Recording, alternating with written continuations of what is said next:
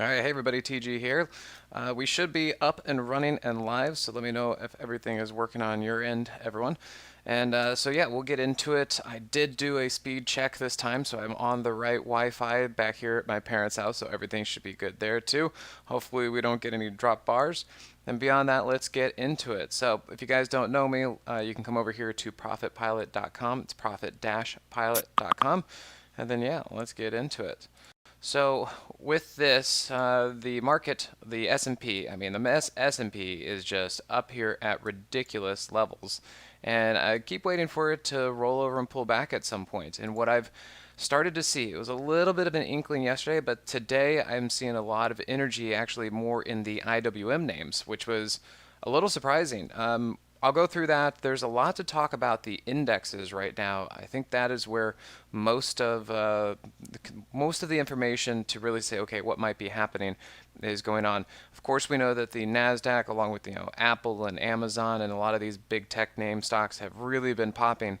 Great. If you didn't catch them right in the beginning, then you kind of missed the trend right now. Now you got to wait for them to pull back and do something else. And as far as right now, yeah, look at this. So the S&P is, hang on, one more thing. It needed to actually turn on my recording software so that we can scribble on the charts. Let me get that real quick. All right, so if we look at the S&P, mostly what I've been looking at is one, that we have it up here beyond the third ATR. And number two, what I'm seeing, there we go. What I'm seeing is a third ATR, it's like right up there outside of that third ATR, and it's been very far off of the 8 EMA. And then this, and I don't know if we can, let's go back and show you this real quick on the S&P. I needed more data to actually get this back down here. But if we scroll back, I keep getting some more time frame. We're going to need 2 years. And then we say OK. And what you'll see is from the COVID lows, I did a Fibonacci. So we got the peak from before COVID, the peak of the low at the COVID, and we got our 161 retracement, 161.8 retracement. And what you can see is that we are right there. I mean, it's just absolutely right there. So, a bit of a magnet, but then also probably some resistance. So this is kind of what it looks like. Price just went up there. I mean, it is crazy to see that they basically, I mean, look at this kind of pattern here, where it's just been just up. It's just a straight line. They have just, it's like algos, the algorithm, the computers have said, hey, the 618 is the target, just do whatever you need to do in order to get price there. And that's what it looks like price has done, because this is a crazy looking move here, and it has just been pushing. This is very abnormal to be seeing this. And you can see here that on the 15-minute time frame, the 15-minute Moxie has been basically dead for several days. This entire run on the 15-minute S&P, it's like, are you kidding me? What is this thing doing? Why is it going up there? And then on the hourly chart, it has been running along the third ATR as well, and we have yet to actually touch the hourly 50. So at least on the S&P, everything that I see tells me that this thing is just getting pushed, like, that it doesn't actually want to be going where it's going. It's just, they're just driving this thing up there. And I wouldn't say that there's any meat on the bone as far as the S&P and where it's going to go. I mean, we're seeing everything that just says, hey, this thing needs to pull back. The other thing, Nasdaq. Teresa, good to see you. How you doing up there in Canada? Is you starting to warm up a little bit, thaw out? And with the Nasdaq, we kind of got the same story. There are a few little differences here that we've been looking at. Are we still losing some? I don't know, guys. On my side, everything says okay. I got only 1% of dropped frames. So, sorry about that, Mo. All right, so with the Nasdaq, we're pushing outside of the daily third ATR, and we've been off of the daily 8 for a while. So, that's looking extended. And I've been talking about this. We have made new highs, but we're right here at basically a double top, and I'm wondering if price is going to be, coming down. And so then if we look here on the hourly chart, we've been pushing up against the 30 ATR as well. And then we also have price off of the hourly 50 SMA. So, yeah, a little bit rough on that situation. Also, too extended. And then on the 15, the Moxie indicator just hasn't really been doing well. It's still below zero. It's kind of bumping a lot, but it's coming back down. And now we can see that maybe we're getting some, actually, if we look here on the 15, we had a little bit of a jump up and then a roll over. And I'm wondering if that is going to be, here's that little gap that we had yesterday. Last little push up and gap off of that 15-minute 50, and then maybe price wants to come back down. Now, this is where it gets interesting. Start looking at the IWM.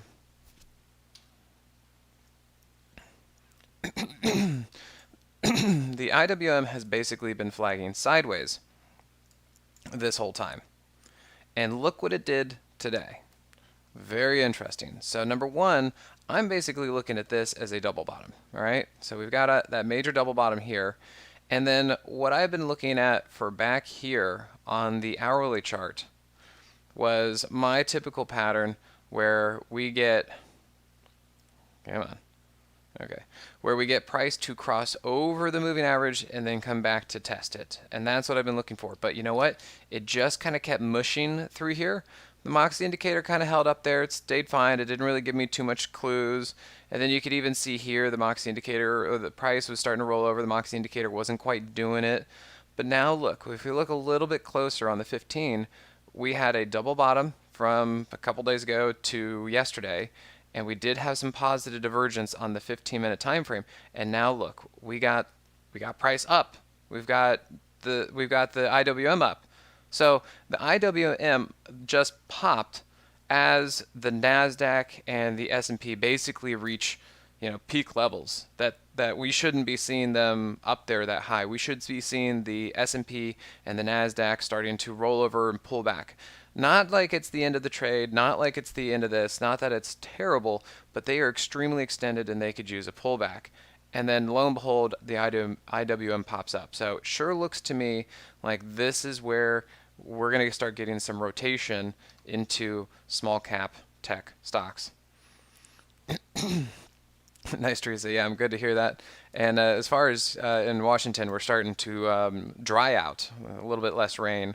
The water's looking good, and the boat's in the water, so I'm pretty excited about that. We're going to start breaking in that new engine. All right, so some of the things. Disney. We'll talk about Disney because some people have been asking about it. It was doing one of my particular setups that I talk about. So let's get this over here. Zoom in on that one, and then we can zoom in a little bit on the hourly. And so what I've been seeing here, actually, let me open up the daily because it's a little bit thin. But there is a double bottom, and there's the elf shoe on the daily chart. So we see here's the double bottom, and we can see that on the hourly chart. There's the double bottom, and there's the positive divergence. So pretty neat that we've got that. We got coming into this, we had price going down on the 15-minute time frame, and the Moxie indicator trending up a little bit. And look, today it popped. This is what I'm seeing compared to, say, Amazon. And then we go over here and look at Amazon. And what is Amazon doing today? It's dropping. It's pulling back. And if we look at the reasons why, what's up? For Amazon, we have price outside of the third ATR and very far off the 8 EMA. And then look at this. Price had not touched the hourly 50 for a very long time. And so it was very extended on that time frame. And then you can see the Moxie indicator here on the 15 just kept dwindling down and down and down and down. And it finally broke the 15-minute 50 today. So this, I'm seeing some rotation out there, guys. This is going to be real kind of interesting. Now, I hear that you guys are saying that my audio and video are not doing too well. I mean, I checked my Wi-Fi strength before I came on, so and it's saying I'm not dropping any frames, so we'll have to figure out what this is. But in the meantime, you guys want to kind of tell me some names that you're looking at while I also look through some of the ones I'm checking out. And that way we can see if there's anything that we're missing or what you guys want to be talking about. So I want to make sure you're getting taken care of. Yeah, let's look at pins. Up pins to probably tech stocks. So it moved up when Amazon. So if this rotation is a thing that's happening, I'm going to be looking at pins and saying it may need a little bit more of a break and then got sold into today. The indicator is above zero. What's to do? Yes, it moved up, but once I'm saying I think that it's going to be a little bit, I do think that the market is, then we'll have to see if it kind of gets back into gear in a time frame. So just don't be surprised if pins kind of chops around for a little bit before it gets up and going a little bit. Yeah, so AI, I tried tackling this one a little while ago. I was a little early the first time I came into it, but we're starting to see the things that we want to see. And so let me kind of configure this. All right, so what we've seen here is this is a trampoline move right here. That is when price is below the 50, but the Moxie indicator is above zero. So that's a high pressure, high buoyancy type trade. And if we look at this, you can also see that there's basically a double bottom right in through there. And we could start to see that the 15-minute Moxie was starting to turn up a little bit.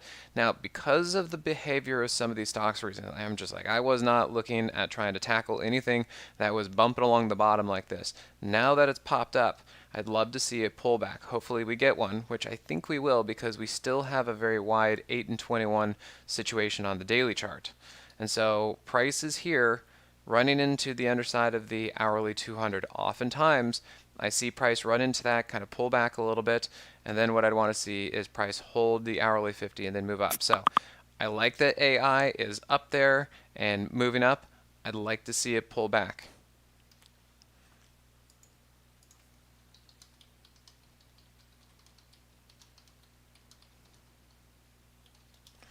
All right. One of the other ones that kind of reminds me of that, we've been talking about Fubo for a while, and yes, they had some really good news. I think they're going to be broadcasting, I think the soccer tournament, like the World Series.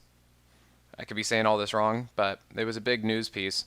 And you can see here, doesn't this look a little bit like AI, to where we had this big move up and it was on big volume, right? But it came back down, and that's what I'm talking about. I want to see if AI kind of fades back a little bit.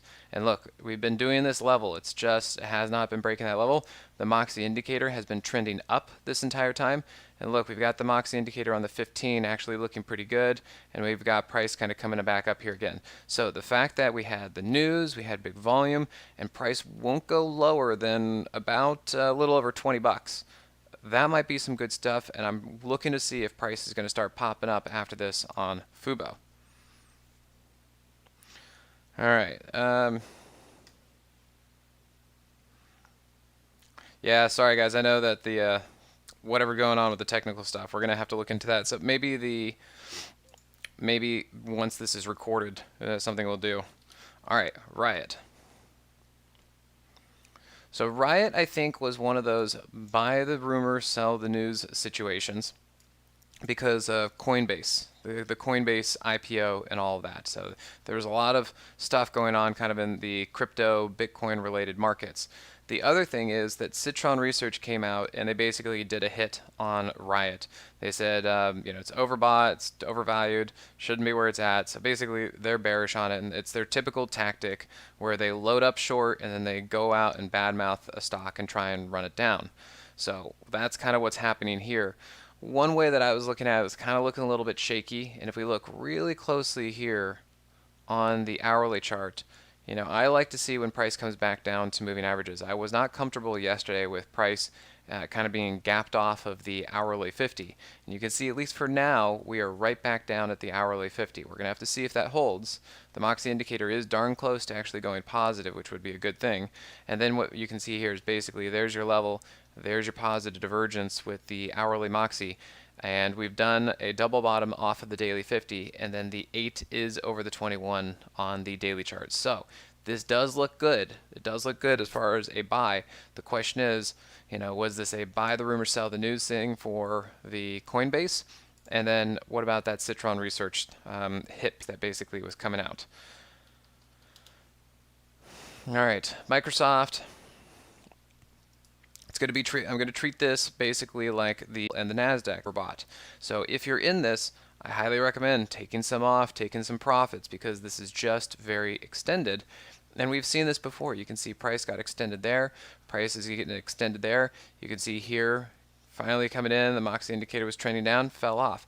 This is very extended. You can see here that the Moxie indicator on the 15 has been going down compared to price going up. So this is not a great situation if you want to just keep hanging on. It's likely to pull back. If that's okay with you, then fine. But this is not a good place to initiate a position. That's kind of what I'm looking at here. So be prepared for a pullback. Let's see, Snap. Snap is going to be falling into the same category as well. And it had a move up that actually pushed further than I was expecting to last time. In fact, this looks a lot like Pinterest too. So I think these are all going to be moving very similarly to the Nasdaq. You're kind of getting Snap right back in here to this level. And it was a little overbought, kind of got away from the 8 EMA, and it was overbought on the hourly chart, got away from the hourly 50, and then you can see it kind of, so I'd be looking at this saying, hey, I think Snap needs to pull back a little bit, or it needs to flag. It's too overbought right now, and I don't think it's really ready to keep moving up. So it's going to be moving more along the lines of what Nasdaq is doing.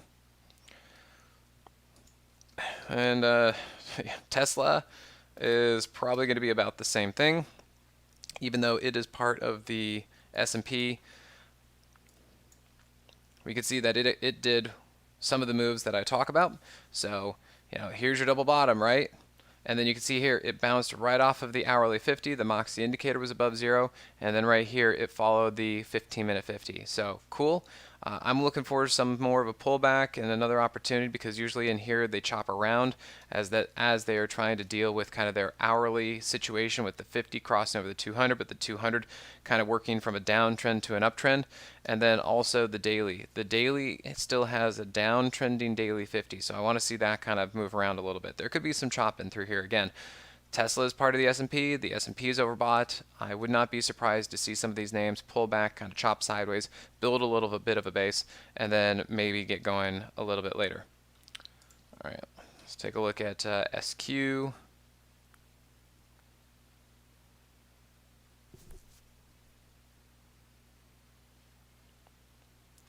right, SQ. It's going to be part of the Nasdaq situation. It moved up early. It moved up very, very big, very strongly, but it too is overbought. It's right here at its previous high. Okay, so that's going to be some resistance. So this, in a way, this could be a cup with handle. It's like the Nasdaq. You can kind of say, okay, well, what about this cup right here? And then we're looking for a handle. That's what we're looking for. So be prepared for a pullback on Square. It's overbought. It's at the third ATR. It's off the 8. All these things.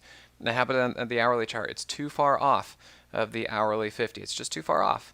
So be prepared for price to kind of come back down and then recoup and then move back up. That's again, that's going to be falling into the same thing that I'm looking at all of the Nasdaq situation.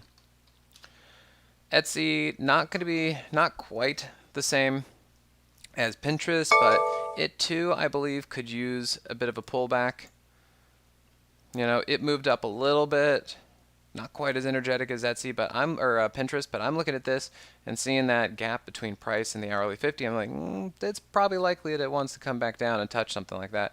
And we could see a little bit of a gap here on the daily chart. So don't be surprised to see these things kind of coming back into support and then moving back up a bit. All right. And then if we look at PLTR, let's see, did that thing finally move a little bit? Okay,